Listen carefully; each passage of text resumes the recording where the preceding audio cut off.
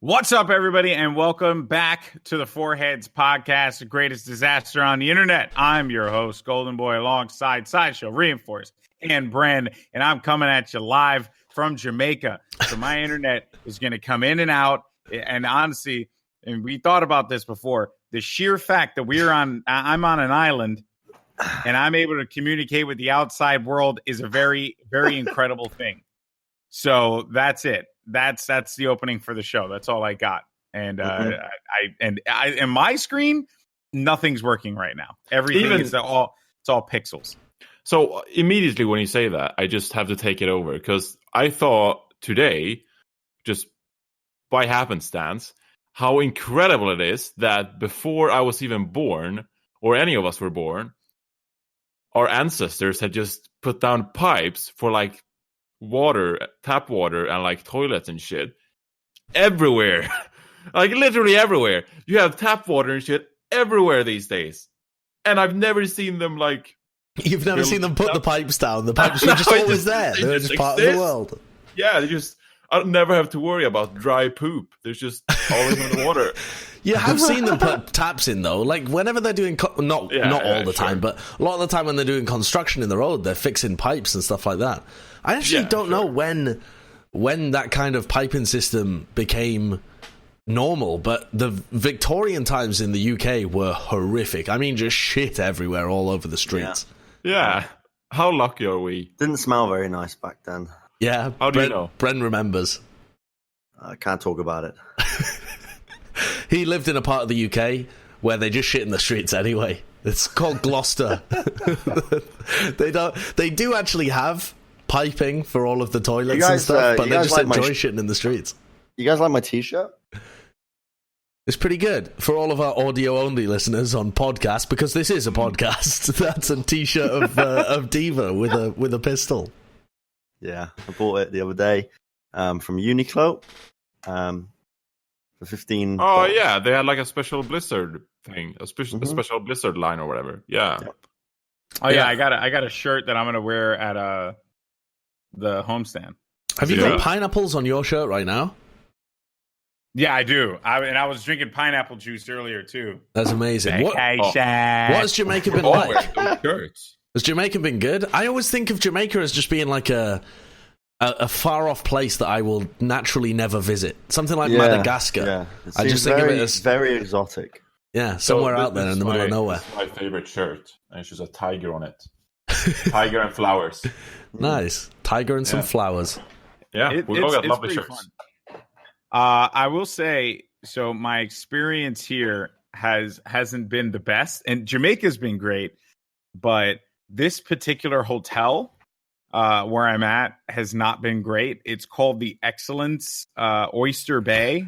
Okay. And yeah, so it's excellence. Everything's excellent. They have an excellent day and blah, blah, blah, blah, blah. But everywhere's covered in oysters? Or what's the part? What's the oyster part? No. I don't know why it's called Oyster Bay. Fuck if I know. Do they sell oysters? I actually... Cynthia, do they sell oysters here?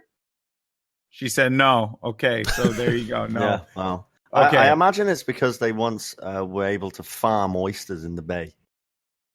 Yeah. Yeah. Well, maybe, and then they killed them all. That was the most reasonable thing I've ever heard you say. That is. Okay, it's an oyster bay, so there's oysters in the bay. Let me tell you why the Excellence Oyster Bay is a hotel you should not stay at. Okay. So basically, my wife Cynthia had planned this whole trip. That's in case I know you guys all know Cynthia, but obviously, our audience. Yeah, the listeners at home. So anyway, they might not know. The listeners at home. So my wife Cynthia had planned this thing and this trip because I needed a break and I was exhausted, and she said, "I got you, boo." So planned this thing, and she was looking at all these different rooms that they had, and this room in particular that we wanted was on this rooftop, and it was really nice. It was a rooftop room and had a pool and had a nice view, and it was really sick. There was the one we didn't want, which was their beach house, which actually was like an apartment building, but just 4 rooms next to each other. And it was like beachfront, right? So you could see the ocean, which, looks nice, right?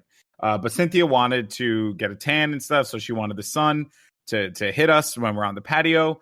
And because of that, the beach house didn't have that, had a lot of shade, and the rooftop obviously had way more sun. So she says, we're going to book the rooftop. Great. I go do the AEW show. I'm like riding this crazy high. I'm super stoked about my life. And I hop on this plane. Everything's going great. Everything's just going so great.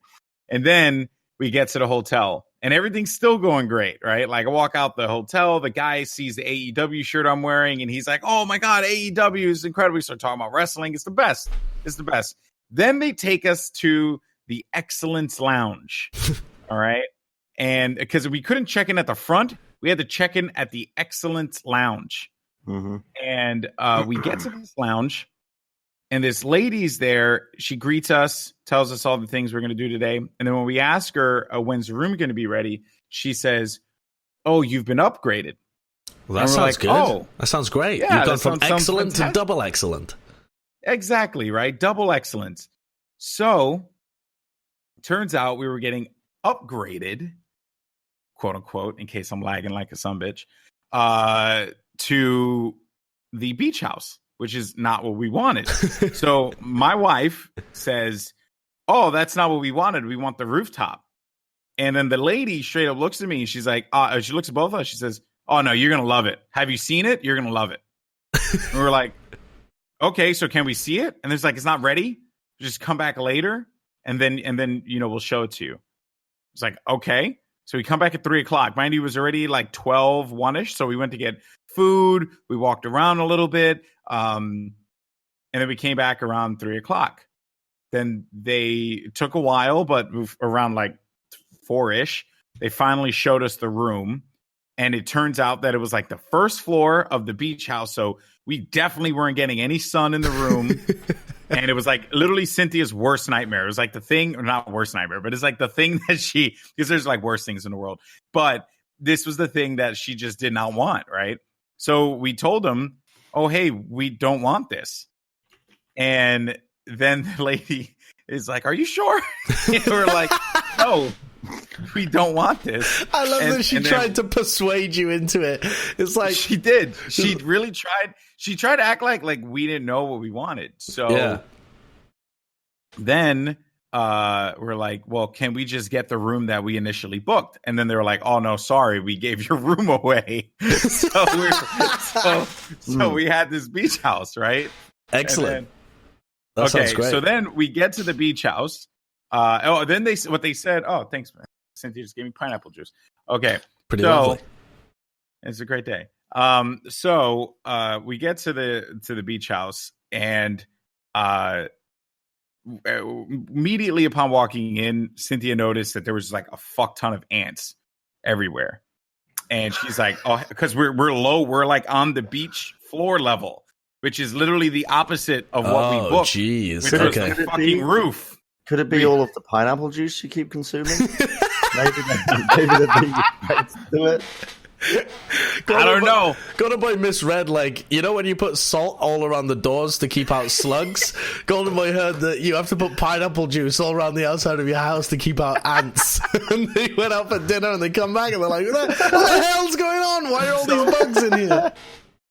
So check us out. So we get to the when we get to the beach house and she realized the ants were there, we told them we didn't want it. They said, well, we'll get you the room you wanted tomorrow.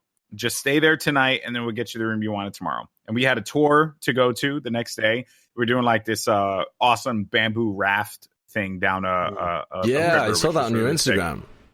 Yeah, it was gorgeous. Really, really fun to do. And so we figured, all right, dope. So checkout was at 12 and check-in is at 3. And the tour started at like 11:30, and then we would come back around like 1:30-ish or 2:00, and then we'll get food, and then we'll check into our new room, and then all's well. Narrator, it didn't happen. It didn't happen. We get there, the room isn't ready.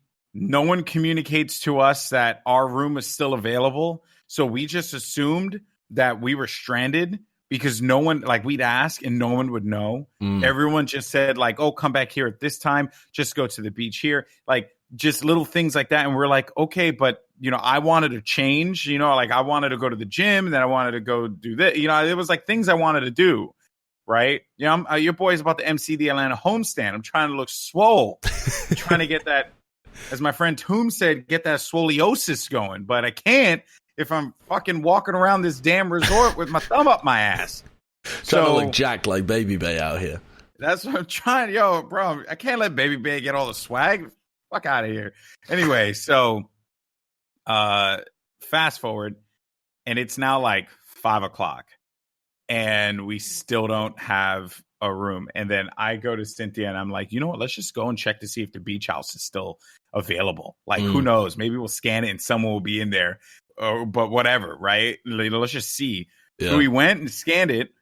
Our bags were still in the same freaking spot we left them in, and they told us checkout was at 12. Our bags were still there in the room. We could have been in the room the whole time, but they didn't tell us. Oh yeah, well your beach house was full. There was 1,000 ants in there. They had to give precedence to those guys. They were there before you were enjoying it. All right, so then it's funny though. Like when you think the world's your oyster, life brings you back to Bay. Okay, wait. So go back to the Excellence Lounge, and Cynthia tells them. By this point, I've tapped out. I've given up. I'm like, I can't with these people anymore. You're happy sleeping on a bamboo raft and floating down the river into the Atlantic. Much rather be doing that shit than dealing with the dumbass crap here. All right, so go to the Excellence Lounge. Cynthia then says that the person told her that they were rushing the cleaning of the room. And this is the thing that's really weird because check-in is at 3:00, right? Why is it that they're still cleaning the room at 6:00? It was a very dirty room. You're a filth beast. Yeah, clearly. No. These people that were in the room that I'm in right now, filthy ass motherfuckers, maybe just skeet all over the walls. Maybe, who knows?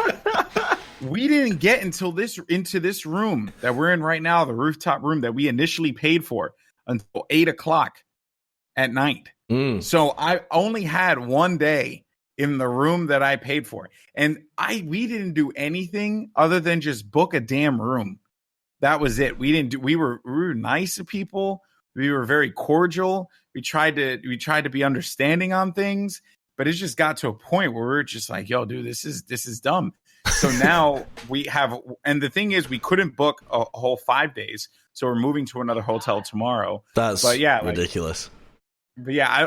And then it was a point in time where yesterday, because we were like stranded for so long, that I was like, yo, let's just find our bags, and I wanted to hop on a plane and just head home.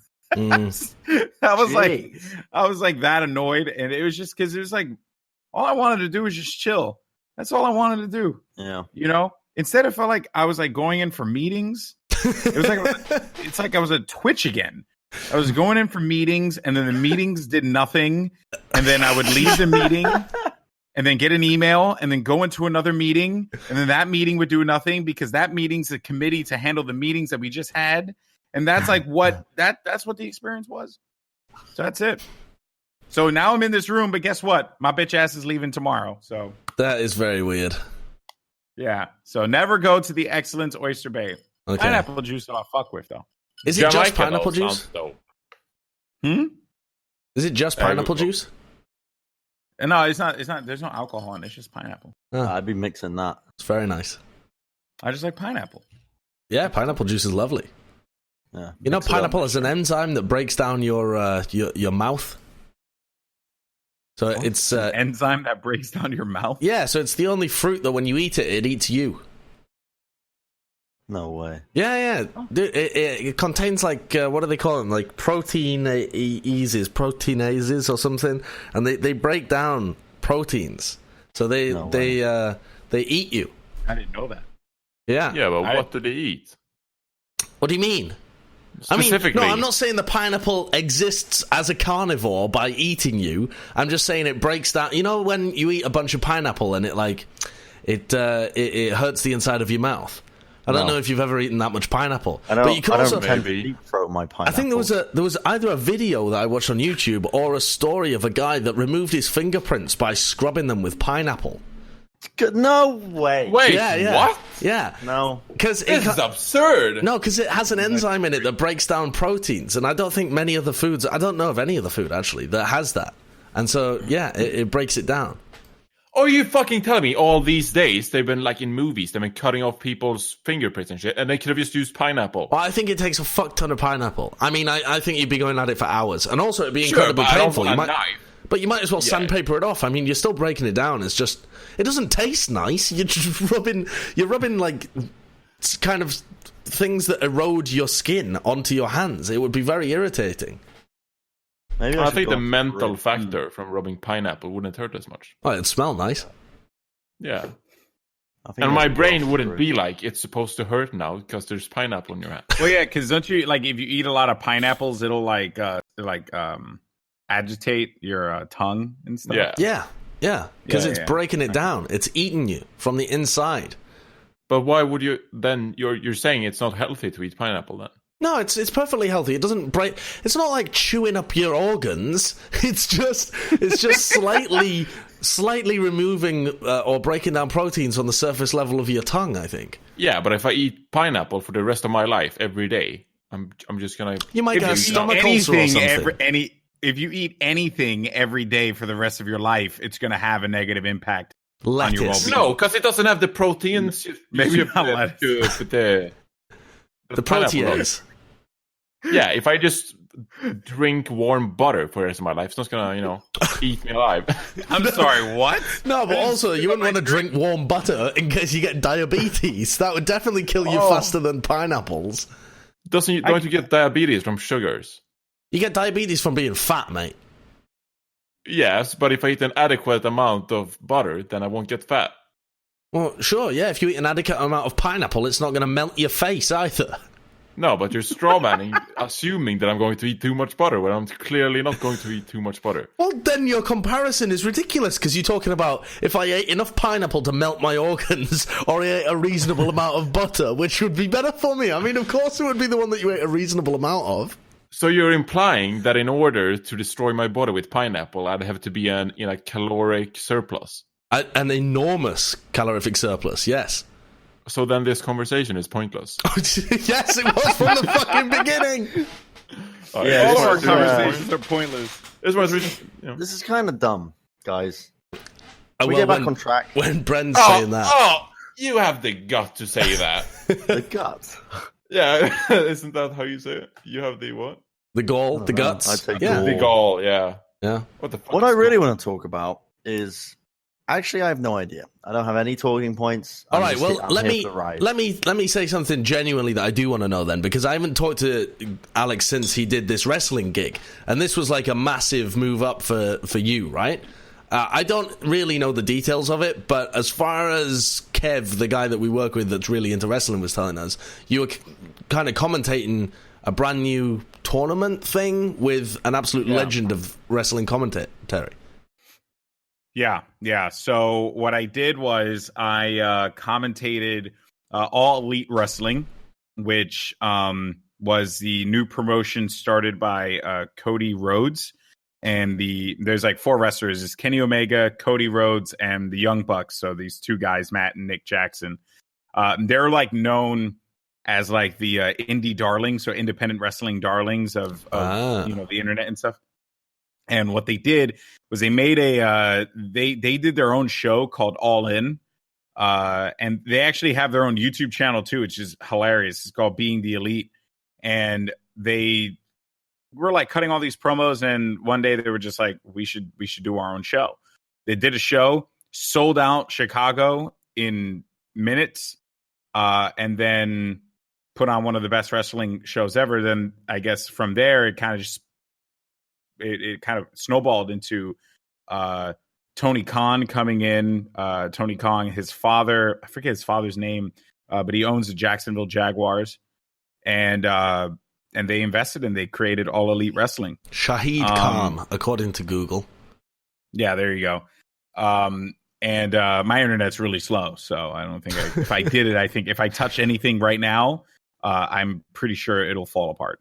So yeah, and All Elite Wrestling is interesting because it's kind of like being pitched as the alternative to WWE. Right now, there are a lot of people, diehard fans of pro wrestling, that are not too enthusiastic about the current product of WWE. I love WWE, always have. But I know that a lot of, my friends that watch wrestling, if you talk to Kevin, for example, it's like hit or miss, like some things are good, some things aren't great. But All Elite is kind of being pitched as that alternative. And it's like, I would say it's like the first real competition that WWE has had since the since the WCW days. And like if you followed wrestling at all back in like the 90s and stuff, when Stone Cold Steve Austin, The Rock, Undertaker, Goldberg and WCW, NWO, like that was, many consider that to be like the highlight of all things professional wrestling. And then it kind of like had some dips and ups and downs from that point forward. That's pretty huge then, right? It's like it's a direct competitor to WWE, and you were there commentating it. That's pretty nuts. So like some folks left WWE to join this thing. And what they did is, so last year at CEO, the fighting game tournament in Daytona, Kenny Omega was a part of New Japan Pro Wrestling. And one of the ideas that they wanted to do was combine the worlds of gaming and wrestling together. So CEO, which leans very heavily on pro wrestling, like gimmicks and stuff, partnered with New Japan on an independent show called CEO X New Japan. And I commentated that last year. And it was amazing. It was super fun. It was a different show, but it was really, really cool. Then fast forward a year later, and this time around, they made Fyter Fest. And the whole idea was that it was a spoof of the Fyre Festival. It was really funny. Some good skits came from it and all that. But what they did was they made a full-on show. AEW did a full pay-per-view with a real card and everything. Brought out the big guns, the best wrestlers. Jon Moxley was there, formerly known as Dean Ambrose. He used to be in the WWE. He was a big player there. Now he moved over to AEW. And it was insane. And if you want to watch any match and kind of get like into it, I would watch the main event, which was Jon Moxley versus Joey Janela in a non-sanctioned match. Thumbtacks were thrown on the ground. Bare feet was stamped on it. No. Yep. What do you mean non-sanctioned? So in AEW, wins and losses count.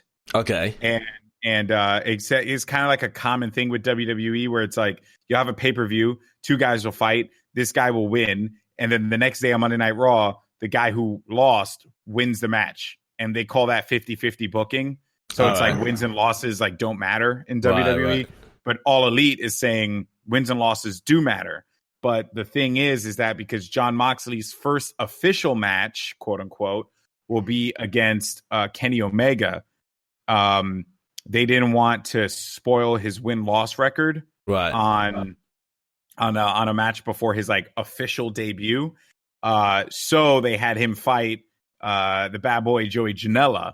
And Joey Janela is a guy who's like flat out. He's like known for the death matches. They're called death matches in professional wrestling. Where they put thumbtacks on the ground.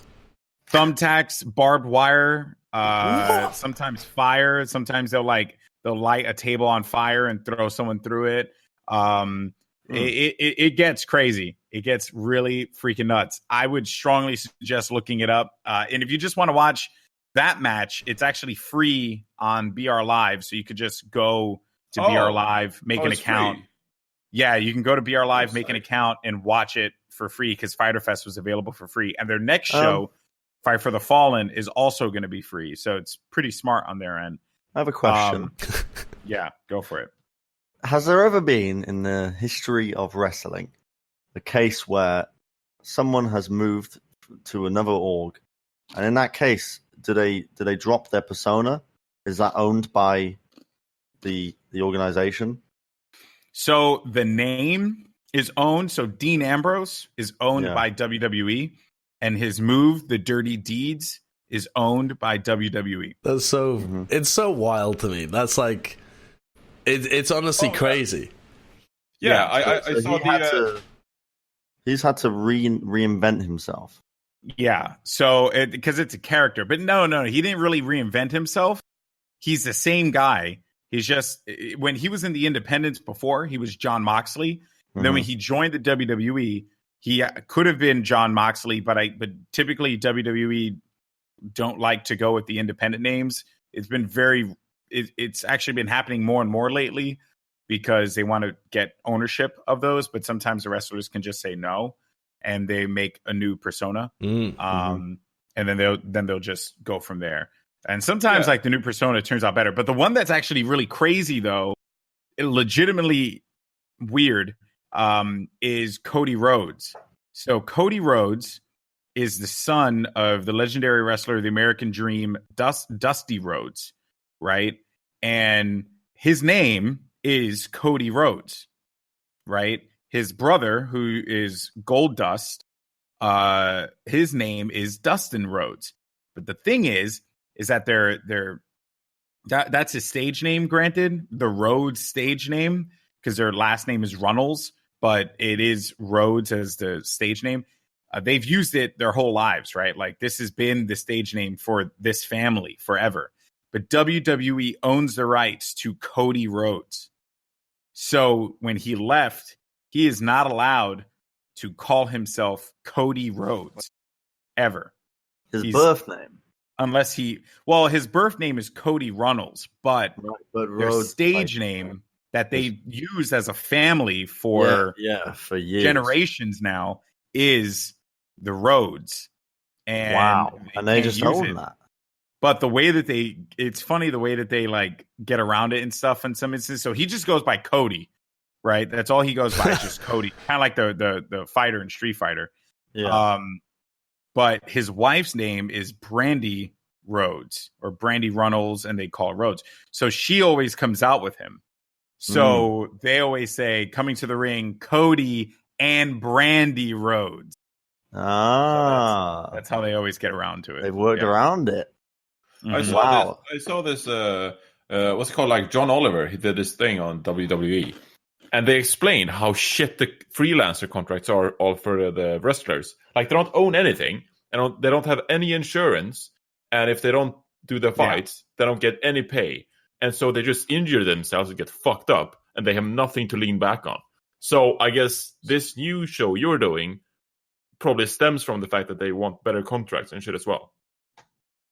So, yes and no. Like, yes, in that I think a lot of wrestlers want better contracts because as it currently stands right now, all wrestlers are being judged or not being judged. They're employed as independent contractors. Exactly. Yeah, that's wild. Which is like wild because an independent contractor is a person that is not vital to the operations of said company, but somehow WWE figured out a way to make it so that they can continue to employ them as independent contractors and not provide them with health insurance, even though the wrestlers are literally the show, because it is called World Wrestling Entertainment. They are the wrestlers. But it's really weird how they get around that. It's been a hot topic in the pro wrestling industry, and I know a lot of people are like bringing it up now and talking about it, and I'm glad they are because I think it's important. These guys put life and limb on the line, and it really sucks. Now, here's the thing. And it's not the best, obviously, but in some instances, if you are a top star, for the most part, like they will take care of you. They will get you their doctor and have you see their physician and stuff. But even then, there's like a really good podcast with CM Punk. He used to be a part of the WWE, where even then, like there's a MMA as well. Yeah, like their physician, he like Punk had a like cyst that happened in his like on his back, like a cyst that developed, right? Yeah. And the doctor told him that it wasn't like anything, not to worry about it, gave him some meds, and then told him to just get back out there and do the show. And then he did the show, and then the cyst bursted. And then like, yeah, and it was like really bad. Like, I think it was like it was an episode of Raw where like he shit his pants or something like that. It was really, yeah. I may be getting the story mixed up, but like, you know, what? He shit his pants? It is pro wrestling. So here's the thing. Here's the thing about pro wrestling. It is the best fucking thing in the world. Okay, like it truly is. Why is shitting your pants so funny? It's also like the worst thing, but it's also the best thing. I cannot describe it. It just came out of nowhere. People can't help it when they shit their pants, but it's fantastic. Like, it's so funny. No one shits their pants on purpose. It's not something you should really laugh at, you know. But yeah, no. you're in a ring. So funny. And you're doing a WWE event on stage, surrounded by thousands, watched by millions, and you shit your pants and break your cyst. Like, that's pretty unlucky, mate. I'm sorry, but that's mad crazy. Unlucky. My family was sat around for a Christmas dinner one time, sharing stories of various times that they shit themselves. And it was amazing, man. One of my sister's friends shared a time where she'd been at school and she'd shit herself, and instead of it all hanging in her pants, she thought it would be better if she smoothly distributed it throughout her tights. What? So instead of having a big dump of shit in the cradly diaper area, she decided to just kind of rub down her leg and smooth it all the way down each leg so that it was evenly distributed and you wouldn't be able to tell there was like chunks of shit in it anywhere. And she just spent the last half of the day wandering around with like smelling of shit. Oh no, presumably smelling absolutely reeking of feces. Presumably, I mean, I don't know. I can't remember whether she got sent home or something, or whether they discovered it. I mean, I don't know. I also remember myself when I was young being really ill one time and shitting myself at school and thinking, well, if I just wedge it into a pyramidal shape up my ass crack, and it's just like a mountain where the peaks perfectly align with my ass cheeks, then no one will ever know. It's just like I don't have an ass. And so I just did that, you know, because shitting yourself's embarrassing at school. You don't want to admit to anyone. So what did you do with this shit afterwards? I can't remember. I think I just went home and then I was like, oh, Mum, I shit myself. I mean, I can't really remember. I think I must have been 5 or 6 at the time. And you were doing fucking trigonometry with your shit. Yeah, I very distinctly remember thinking, okay, if I'm sat down, there's a triangle of unused space, so I might as well try and put the shit there. I didn't know what the triangle was when I was 5. That's not true. I mean, surely you guys have shit yourself before as a kid. No. I've never shot myself. You've never shot like yourself? An infant. Like a baby, yeah, sure, but not as an adult. My sister got ill a couple of months ago and shit herself. It was phenomenal. I've never shot myself. Oh, it's a great experience. Bro, no, I know you would. Okay, real talk, shitting yourself is like, I don't know what it is, but because you're doing your best to like hold it for a super long time, and then you're trying, and then it just gets to a point where you simply just cannot hold it anymore. And let me tell you, once you release that shit, oh my God, it's like incredible. Yeah, it's like legitimately incredible. Yeah. What is happening? But sometimes it can just happen because you trust a fart and suddenly. Yeah, I've been so close so many times actually. Okay, so you sharted. You sharted. No, I've never sharted. Because that implies shit has come out of my ass. Yeah, I mean, a shart is shitting yourself. Let's be real. Yeah. It's just got a fancy name. No. A shart is like a little shit. A little shit. That's still shitting yourself. Sometimes I've let out some unruly biological warfare, and it's been so close. But the period of time when this was happening, Josh, you weren't here. It was stage 1 of this year. Oh yeah. You're on like a high protein diet. I was drinking milk and whey protein and eating steaks every day and chicken, and I was just consuming protein, so much protein, because I was trying to gain weight. And our little cupboard, the analyst desk, before they finally moved us out after what feels like years, but it has genuinely been 6 months. Yeah, 6 months now. I mean, again, better late than never. But we've been moved out now. But we were working out of a little fucking shoe box. We call it the Harry Potter closet. Yeah, the Harry Potter closet, because it's literally the size of Harry Potter's room in the movie. Yeah, it might be smaller. And we were all like, we were supposed to fit 5 to a room and just work out of there, pulling clips for the halftimes and shit. It was horrible, terrible situation. We're out of it now. But the stage 1, I was just basically close to shitting myself constantly. With Zoe and Malik there and Puckett just having to deal with it. The best part is when the butt clenching goes down to the thighs, so you can only walk by tripping with your calves.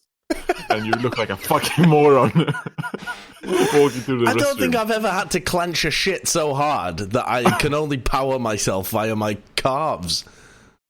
You never been there? No, I don't think so. No. I mean, if it gets to that point where I have to shut down most of my muscles in my leg, I think I'll just shit myself instead. No. I think what's the fucking end point when you're Pink Panther walking on your toes on the way into the bathroom? You're going to the restroom. And you have to keep absolutely rigid legs and you just toe walking along. Yeah, but at the end of the day, you still have clean underwear. Yeah, well, I've got a lot of underwear. I don't have a lot of musculature. When you were at school... Yeah, I don't know. I can't say I shoot myself on the regular, but yeah, I just think it's funny. Cut. Just new topic. Actually, no. I have a great almost shit my pants story. Okay.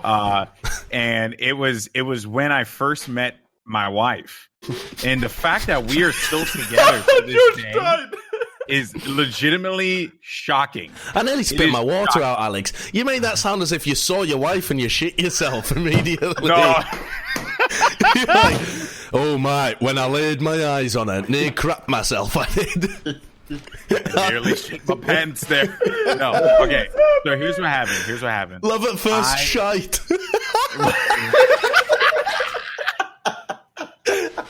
Okay, all right. Let me just say the story. So what happened was Cynthia and we had just started dating, and she lived in Brooklyn and I lived in the Bronx, and it's pretty far apart. Like it takes like an hour and a half, almost 2 hours to get from my house to her house, right? So that's one a long day, way away.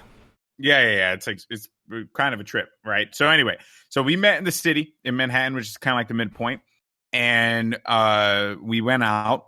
Now I don't remember what we ate. All I remember was that I knew that my stomach wasn't feeling all that hot beforehand, but I thought that it was like whatever, like I'll just shit in the restaurant and I'm good to go. Right? Yeah. Didn't happen. Didn't shit in the restaurant.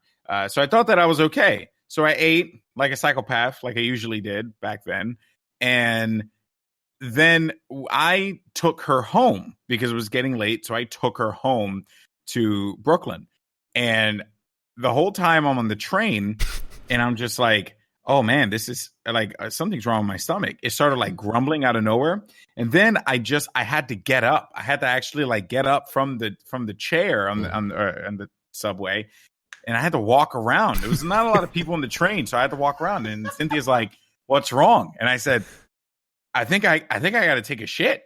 Now here's the thing.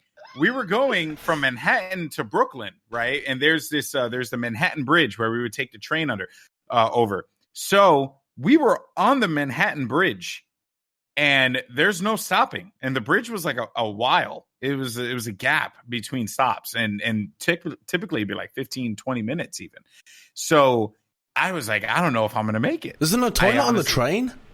No, of course there's no toilet on a New York City subway. There's toilet. Well, no, on a subway. Fair enough. It's the subway. It's like riding the tube. Right. Yeah. Fair enough. People do shit on the tube. Oh, of course they do. People shit on the subway too, but I'm not trying to be that fucking guy. Okay. So anyway, you didn't have a plastic bag? Okay, wait. So the story gets really good. So we finally get over the bridge, and the stop is Atlantic Avenue, Barclays, where the Barclays Center is. And I go to Cynthia and I'm like, Cynthia, I gotta take a shit. Like I gotta get off here. And she's like, okay, I'll go with you. You know, like let's just go. Mind you, we've only been dating for like a little while. It has not been that long, right? Like few. No, oh, he died. No. Okay, disconnected. Okay, hallelujah, you're back. Oh my God, I thought we'd lost you at a suspenseful moment in the story. It's happened a few times already. It's okay. All right, so let me just finish this real quick. So we get off at Atlantic Avenue. I have to shit. I'm like sweating my ass off, right? And I'm running. And in New York, subways don't typically have bathrooms. So we had like subway stations. So we found in Atlantic Avenue that there was a bathroom there. Now, the reason why we didn't exit the station is because I was poor and I didn't have enough money to actually like leave the train and then come back in and then find a bathroom. So what we ended up doing was we found a bathroom in the station, and then I went and I finally, like before I shit my pants, I finally took a dump, right? And I was like, oh my God, this is the best thing ever. So I look around, no toilet paper anywhere. Because why would there be toilet paper? It's a New York City subway. So no toilet paper anywhere. And then I just yelled at Cynthia. I was like, Cynthia, there's no toilet paper. So she straight up is like, here, take my notes from my homework. Gave it to me. You shit on her homework. Shit on her homework. And here's the thing. You know what I didn't think about? I could have just used my sock. Can you imagine what a fucking professor thought or whatever? No, it didn't give the homework back. No, but I'm saying like as an excuse, you know, like, oh, the dog ate my homework. Oh, this guy I was dating shit on my homework. And then what's even crazier is that we got married after that. That is mind blowing.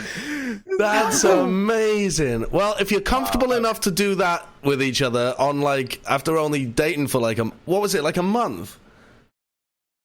I don't know, Cynthia, how long have we been dating by the time I shit on your homework? the shit my pants story. How long were we dating? Not long? Was it like 3-4 months? Damn, yeah, 3-4 months. Yeah, 3-4 months. Oh, and then like today I learned other things that I did wrong. By the way, sorry. I lost a Victoria's Secret bra that she bought. I think I left it on the train. Yeah, I drooled on her, and when I slept, I drooled on her. I don't know how we made it 10 years. It's honestly very impressive. That's incredible. Go for it, Johnny. That's like a common thing, though, you know?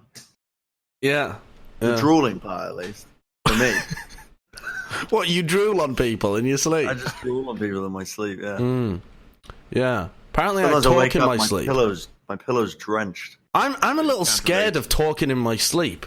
People have told me repeatedly now that I talk in my sleep, and I'm going to be real. I'm not totally honest with everybody. I don't want to be talking in my sleep and giving away details. I don't want to get busted. I have no fucking idea. Apparently just nonsense. But at some point, if I say something that does make sense, well, people are not going to forget all the times I just spoke absolute bullshit. And they're going to think, oh, you actually meant that absolute raving lunatic talking in his sleep, telling me his secrets. I do it as well, but you don't need to worry about it. It's slightly concerning. I've talked to my I used to shout in my sleep. Shout? Yeah, like screaming. I used to see Bren talking out like, holy shit, that was delicious food, mate. Oh, God. But no, my mum would tell me anecdotes from like the night where she'd be like, Bren, do you remember last night, like what you did? And I'm like, no. And she was like,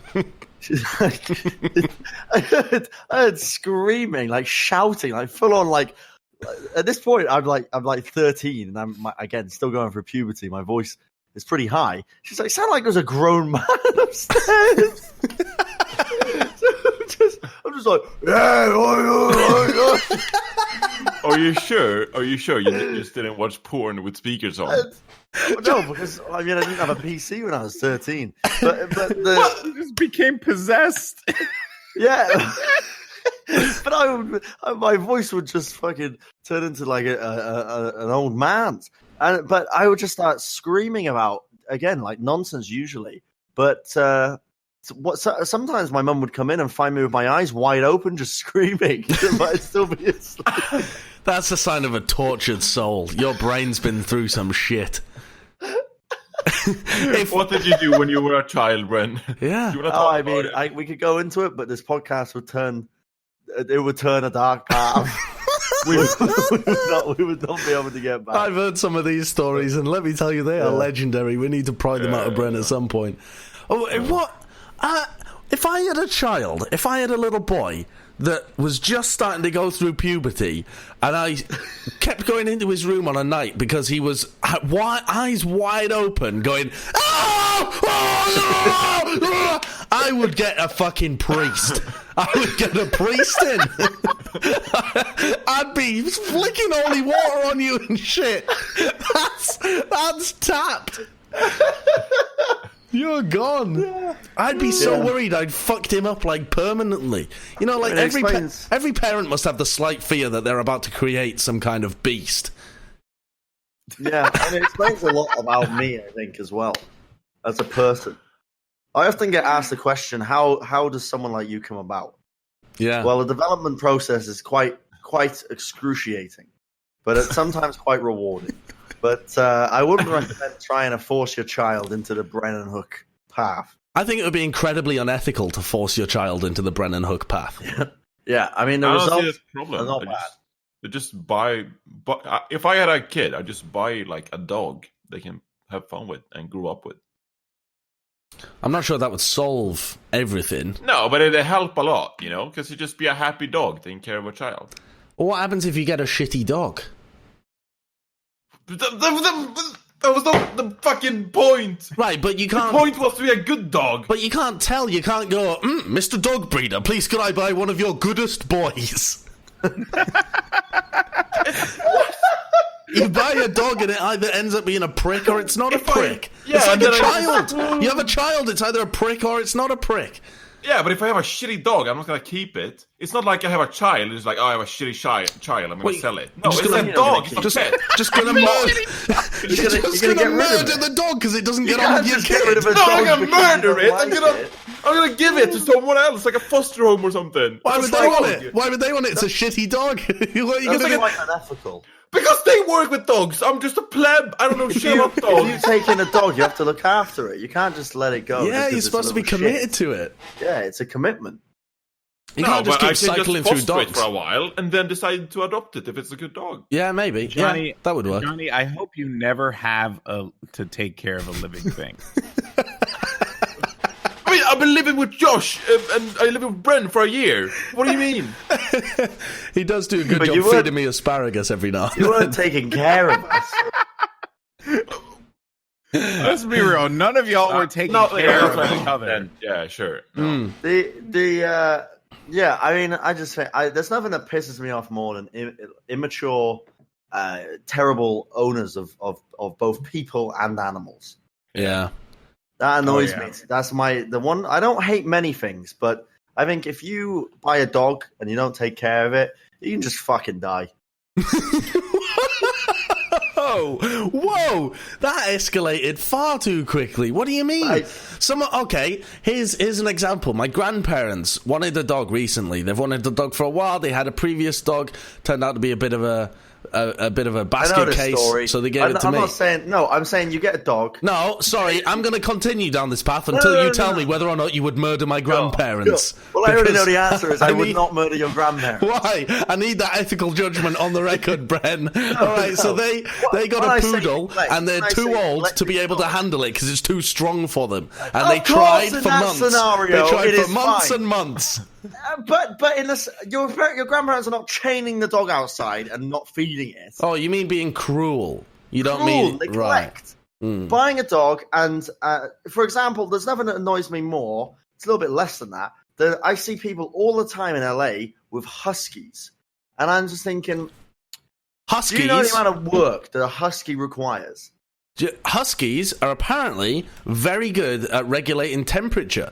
Because I was thinking how cruel it is to have a husky in LA when they're used to the fucking Arctic and stuff. But long-furred... Is that not a fact? No, long-furred dogs are actually very good at being able to regulate temperature, hot or cold. So actually, apparently, huskies are pretty good. Now, let me just Google that and make sure I'm not spouting absolute bullshit. Yeah.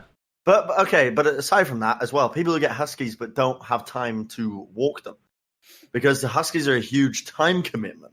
They have a ton of energy because they've been bred to lug sleds around. You know? They need to be running at all times, preferably for like 24 hours. That's not true. No, that last part I added in. Huskies aren't supposed to be running for that long. I mean, the only reason that huskies can run for that long in the first place is because they are in cold temperatures when they're running that long. If you got they them also have a fuck ton of energy. Right. Yeah. And in hot weather, their energy levels drop, but yeah. Yeah, it's the same with the Australian, what do they call it? Australian Shepherd dogs or whatever. What do they call them? Australian Shepherd. Sheepdog? Yeah, they're like Australian sheepdogs or whatever, you know? So they're just meant to like run around and like gather sheep. Just have a lot of energy. Yeah. You know Rich Campbell? He has one of those. Oh, yes. Yeah, he does. What the hell is going to be the name of this episode? Shitting your pants. Defecations and Bren murders dog owners. I don't know. Bren threatens to murder my grandparents while we discuss how we shit ourselves. I don't know. Where do we even go? We should wrap it up though. Golden Boy's got a holiday to go to. Yeah, that's true. It's been 50 minutes. It's a nice short episode. Yeah. So, quality over quantity. Few things for our listeners and viewers and all that stuff. We're at 2.6 thousand. I know. 2,600, whatever. Subs on YouTube right now. Feel free to drop a sub over at the Foreheads. You can just look Foreheads Podcast on YouTube and subscribe. You'll see all the confused with the Southeast Asian channel. There you go. That's also making comedy bits. There it is. Also, I'm going to just drop it here only because I have reached out to some friends in the Atlanta area, and there might be a possibility that we do the Foreheads live in Atlanta while we are at the Atlanta homestand. That'd be pretty dope. So I'm working on it right now. This is my work on it phone thing. Yeah. So I will have more information before, or hopefully like after this podcast goes out. But if that's something you'd like to see, make sure you use the hashtag the Foreheads. Is it the Foreheads? Yes. Hashtag the Foreheads. Hashtag the Foreheads.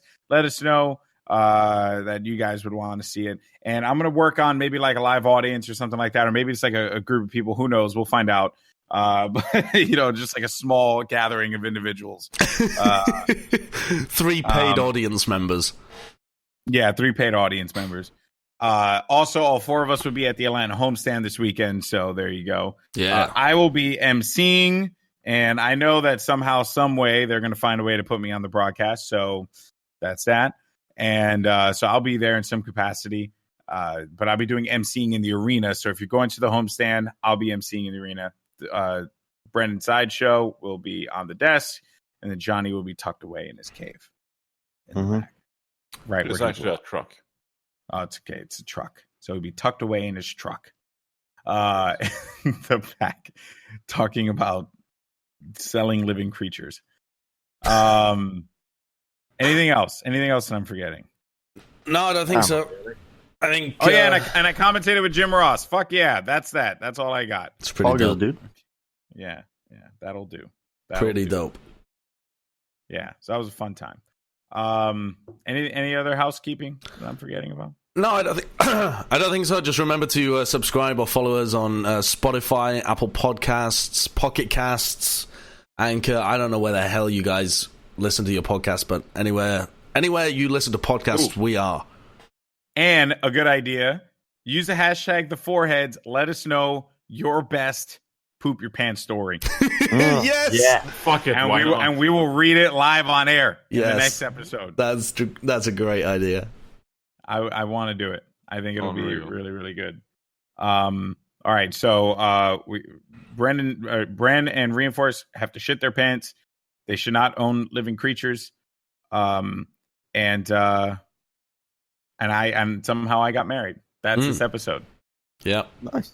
Yeah. So, all right. So thank you guys so much for watching, listening. You already know what the dealio is. It's the foreheads. We'll catch you next time. Peace. Later. Bye.